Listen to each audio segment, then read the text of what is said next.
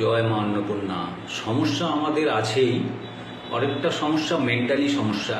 আপনি যদি সেটাকে অ্যাডজাস্ট করতে পারেন, মেন্টালি যদি শক্ত থাকেন, কোনো সমস্যাই নয়। কিন্তু যারা সমস্যায় ভুগছেন তার সমাধান যোগ্যেই আছে। এবং আমার চেম্বারে আপনারা জানেন, কোনো কিছু আমি সমস্যা শুনি না, আমি বলবো আপনি মেলাবেন, তবে আমি ফিজ নিই। তো সমস্যা যদি আমরা ধরতে পারি, তার প্রতিকার 100% আছে এবং সেটা যোগ্যেই।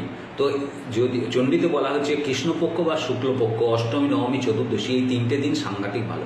তো শনিবার যুক্ত এবারে চতুর্দশী পড়ায় কৃষ্ণপক্ষে, তো এই দিন সাংঘাতিক ভালো। বিশেষ করে 20 মের পর থেকে যখনই কুম্ভ রাশিতে রাহু আসবেন, সঙ্গে সঙ্গে কোমর থেকে কোমর হাঁটুর যন্ত্রণা এটা বেড়ে যাবে, ফ্র্যাকচার বেড়ে যাবে। তো তাদের জন্য এই অ্যাডভান্স যোগ্য আপনি করাতে পারেন।